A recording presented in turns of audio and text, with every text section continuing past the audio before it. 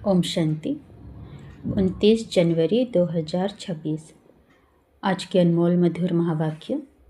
आज बाबा ने कहा, मीठे बच्चे, अपने स्वीट बाप को याद करो तो तुम सतो प्रधान देवता बन जाएंगे। सारा मदार याद की यात्रा पर है। प्रश्न, जैसे बाप की कशिश बच्चों को होती है, वैसे किन बच्चों की कशिश सबको होगी? उत्तर, जो फूल बने हैं। जैसे छोटे बच्चे फूल होते हैं, उन्हें विकारों का पता भी नहीं, तो वह सबको कशिश करते हैं ना। ऐसे तुम बच्चे भी जब फूल अर्थात पवित्र बन जाएंगे तो सबको कशिश होगी। तुम्हारे में विकारों का कोई भी कांटा नहीं होना चाहिए। ओम शांति। रूहानी बच्चे जानते हैं कि यह पुरुषोत्तम संगम युग है। अपना भविष्य का पुरुषोत्तम मुख देखते हो, पुरुषोत्तम चोला देखते हो, फील करते हो कि हम फिर नई दुनिया सतयुग में इनकी वंशावली में जाएंगे, अर्थात सुखधाम में जाएंगे अथवा पुरुषोत्तम बनेंगे। बैठे बैठे यह विचार आते हैं। स्टूडेंट जो पढ़ते हैं तो जो दर्जा पढ़ते हैं वो जरूर बुद्धि में होगा ना, मैं बैरिस्टर या फलाना बनूंगा।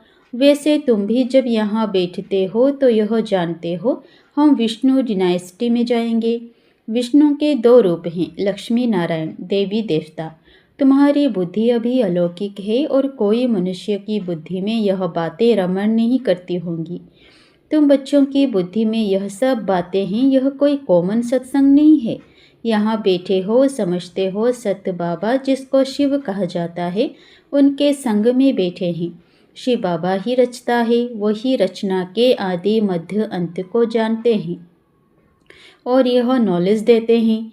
जैसे कि कल की बात सुनाते हैं। यहाँ बैठे हो तो यह तो याद होगा ना कि हम आए हैं रेजुविनेट होने, अर्थात यह शरीर बदल देवता शरीर लेने।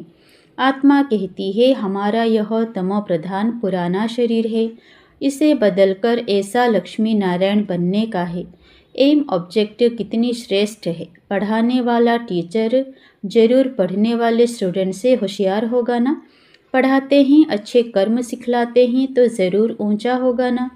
तुम जानते हो हमको सबसे ऊंचते ऊंच भगवान पढ़ाते हैं। भविष्य में हम सो देवता बनेंगे। हम जो पढ़ते हैं सो भविष्य नहीं दुनिया के लिए, और कोई को नहीं, दुनिया का पता भी नहीं है। तुम्हारी बुद्धि में अब आता है यह लक्ष्मी नारायण नई दुनिया के मालिक थे, तो जरूर फिर रिपीट होगा। तो बाप समझाते हैं तुमको पढ़ाकर मनुष्य से देवता बनाता हूँ।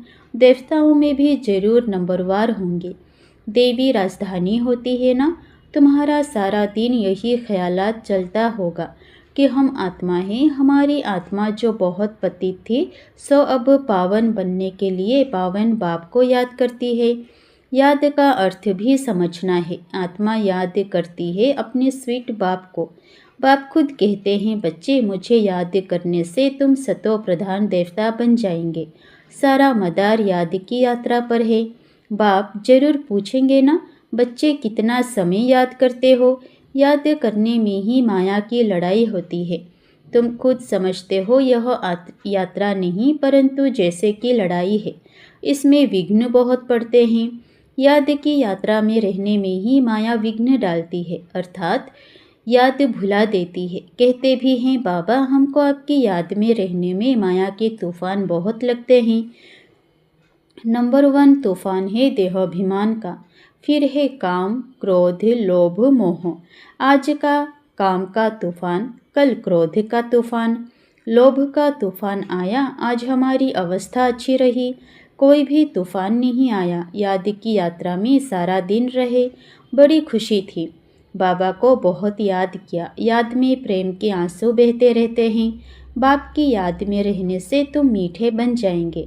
तुम बच्चे यह भी समझते हो कि हम माया से हार खाते खाते कहाँ तक आकर पहुँचे हैं।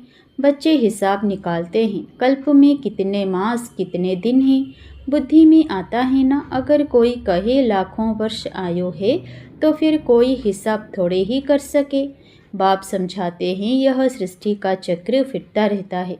इस सारे चक्र में हम कितने जन्म लेते हैं, कैसे डिनाइस्टी में जाते हैं, यह तो जानते हो ना।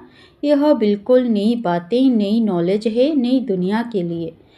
नई दुनिया स्वर्ग को कहा जाता है। तुम कहेंगे हम अभी मनुष्य हैं, देवता बन रहे हैं, देवता पद है ऊंच। तुम बच्चे जानते हो हम सबसे न्यारी नॉलेज ले रहे हैं। हमको पढ़ाने वाला बिल्कुल न्यारा विचित्र है। उनको यह साकार चित्र नहीं है, वो है ही निराकार। तो ड्रामा में देखो कैसा अच्छा पाठ रखा हुआ है। बाप पढ़ाए कैसे, तो खुद बतलाते हैं। मैं फलाने तन में आता हूँ, किस तन में आता हूँ वह भी बताते हैं। मनुष्य मूंझते हैं, क्या एक ही तन में आएगा? परंतु यह तो ड्रामा है ना, इसमें चेंज हो नहीं सकती। यह बातें तुम ही सुनते हो और धारण करते हो और सुनाते हो। कैसे हमको शिव बाबा पढ़ाते हैं, हम फिर और आत्माओं को पढ़ाते हैं। पढ़ाती आत्मा है, आत्मा ही सीखती सिखलाती है। आत्मा मोस्ट वैल्यूएबल है, आत्मा अविनाशी अमर है। सिर्फ शरीर खत्म होता है। हम आत्माएं अपने परमपिता परमात्मा से नॉलेज ले रही है। रचयिता और रचना के आदि मध्य अंत 84 जन्मों की नॉलेज ले रहे हैं। नॉलेज कौन लेते हैं? आत्मा। आत्मा अविनाशी है। मोह भी रखना चाहिए अविनाशी चीज़ में, ना कि विनाशी चीज़ में। इतना समय तुम विनाशी शरीर में मोह रखते आए हो, अभी समझते हो हम आत्मा हैं, शरीर का भान छोड़ना है। कोई कोई बच्चे लिखते भी हैं, मुझ आत्मा ने यह काम किया, मुझ आत्मा ने आज यह भाषण किया, मुझ आत्मा ने आज बहुत बाबा को याद किया। वह है सुप्रीम आत्मा, नॉलेजफुल। तुम बच्चों को कितनी नॉलेज देते हैं? मूल वतन सूक्ष्म वतन को तुम जानते हो। मनुष्यों की बुद्धि में तो कुछ भी नहीं है, तुम्हारी बुद्धि में है। रचता कौन है?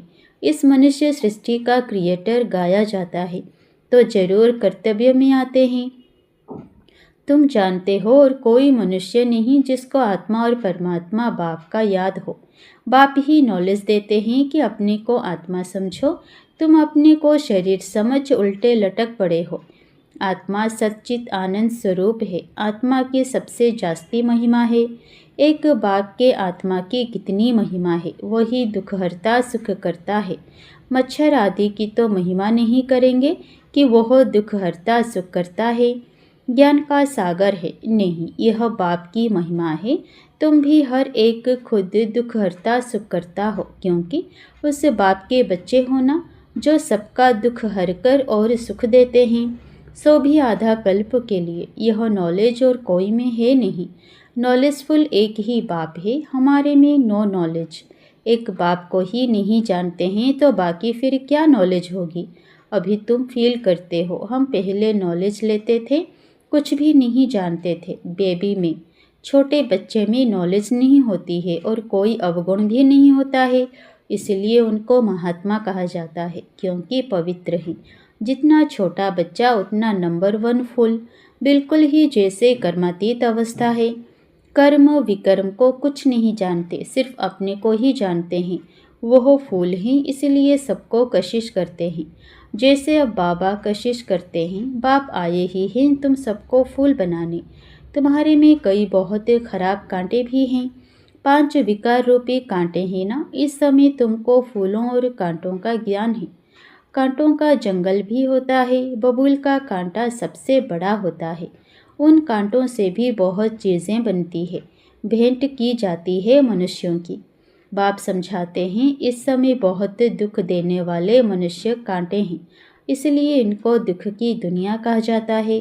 कहते भी हैं बाप सुखदाता है, माया रावण दुखदाता है। फिर सतयुग में माया नहीं होगी तो यह कुछ भी बातें नहीं होगी। ड्रामा में एक पार्ट 2 बारी नहीं हो सकता। बुद्धि में है सारी दुनिया में जो पार्ट बचता है वह सब नया। तुम विचार करो, सतयुग से लेकर यहाँ तक के दिन ही बदल जाते, एक्टिविटी बदल जाती। 5000 वर्ष की पूरी एक्टिविटी का रिकॉर्ड आत्मा में भरा हुआ है, वह बदल नहीं सकता। हर आत्मा में अपना पार्ट भरा हुआ है। यह एक बात भी कोई समझ नहीं सकते। अभी आदि मध्य अंत को तुम जानते हो, यह स्कूल है ना। सृष्टि के आदि मध्य अंत को जानना है और फिर बाप को याद कर पवित्र बनने की पढ़ाई है।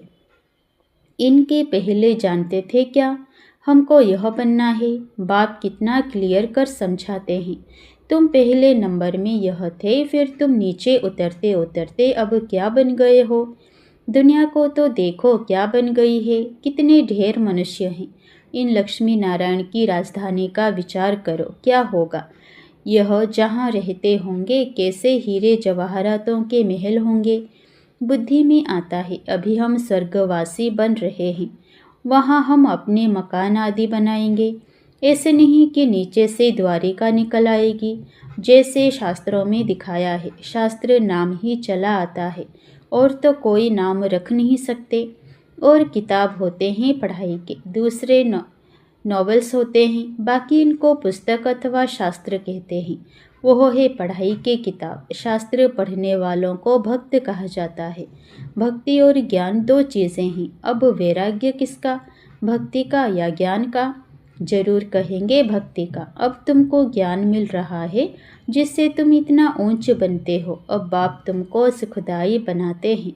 सुखधाम को ही स्वर्ग कहा जाता है। सुखधाम में तुम चलने वाले हो तो तुमको ही पढ़ाते हैं। यह ज्ञान भी तुम्हारी आत्मा लेती है। आत्मा का कोई धर्म नहीं है, वह तो आत्मा है। फिर आत्मा जब शरीर में आती है तो शरीर के धर्म अलग होते हैं। आत्मा का धर्म क्या है। एक तो आत्मा बिंदु मिसल है और शांत स्वरूप है। शांति धाम मुक्ति धाम में रहती है। अब बाप समझाते हैं सब बच्चों का हक है। बहुत बच्चे हैं जो और धर्मों में कन्वर्ट हो गए हैं, वह फिर निकलकर अपने असली धर्म में आ जाएंगे। जो देवी देवता धर्म छोड़ दूसरे धर्म में गए हैं वो सब पत्ते लौटकर आ जाएंगे अपनी जगह पर। इन सब बातों को और कोई समझ नहीं सकेंगे। पहले पहले तो बाप का परिचय देना है, इनमें ही सब मूंझ पड़े हैं। तुम बच्चे जानते हो अभी हमको कौन पढ़ाते हैं, बाप पढ़ाते हैं। श्री कृष्ण तो देहधारी है, इनको व ब्रह्मा को दादा कहेंगे। सब भाई भाई है ना। फिर है मर्तबे के ऊपर, यह भाई का शरीर है, यह बहन का शरीर है। यह भी अब तुम जानते हो। आत्मा तो एक छोटा सा सितारा है। इतनी सब नॉलेज छोटे सितारे में है। सितारा शरीर के सिवाय बात भी नहीं कर सकता। सितारे को पार्ट बजाने के लिए अंग भी चाहिए। सितारों की दुनिया ही अलग है। फिर यहाँ आकर आत्मा शरीर धारण करती है। वह है आत्माओं का घर।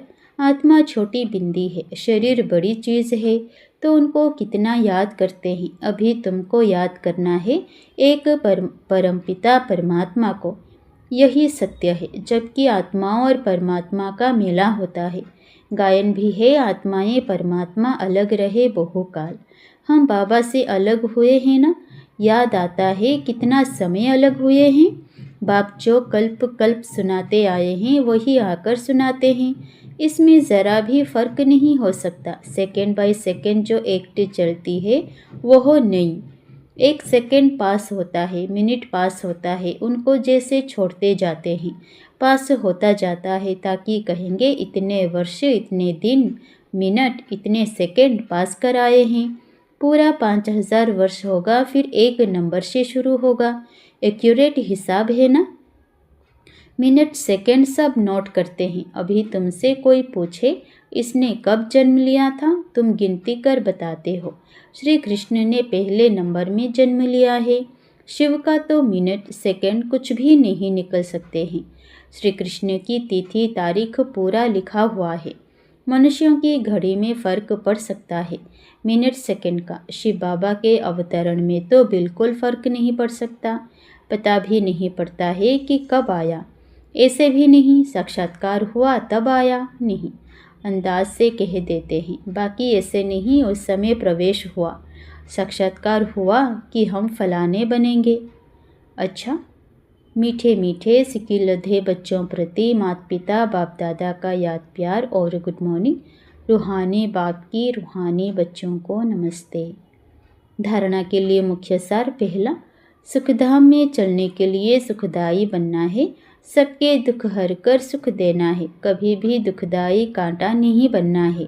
दूसरा, इस विनाशी शरीर में आत्मा ही मोस्ट वैल्यूबल है। वही अमर अविनाशी है। इसलिए अविनाशी चीज़ से प्यार रखना है। देह का भान मिटा देना है। वरदान, अपने अनादि आदि स्वरूप की स्मृति से निर्बंधन बनने और बनाने वाले मर्जीवा भव। जैसे बाप लोन लेता है, बंधन में नहीं आता, ऐसे आप मर्जीवा जन्म वाले बच्चे शरीर के, संस्कारों के, स्वभाव के बंधनों से मुक्त बनो। जब चाहें, जैसे चाहें वैसे संस्कार अपने बना लो। जैसे बाप निर्बंधन है, ऐसे निर्बंधन बनो। मूल वतन की स्थिति में स्थित होकर फिर नीचे आओ। अपनी अनादि आदि स्वरूप की स्मृति में रहो। अवतरित हुई आत्मा समझकर कर्म करो तो और भी आपको फॉलो करेंगे। स्लोगन: याद की वृत्ति से वायुमंडल को पावरफुल बनाना, यही मनसा सेवा है। अव्यक्त इशारे: इस अव्यक्ति मास में बंधन मुक्त रह जीवन मुक्त स्थिति का अनुभव करो। जब तक किसी भी प्रकार का लगाव है, चाहे वह संकल्प के रूप में हो, चाहे संबंध के रूप में, चाहे संपर्क के रूप में, चाहे अपनी कोई विशेषता की तरफ हो, कोई भी लगाव बंधन युक्त कर देगा। वह लगाव अशरीरी बनने नहीं देगा और वह विश्व कल्याणकारी भी बना नहीं सकेगा। इसलिए पहले स्वयं लगाव मुक्त बनो, तब विश्व को मुक्ति व जीवन मुक्ति का वर्षा दिला सकेंगे। अच्छा, ओम शांति।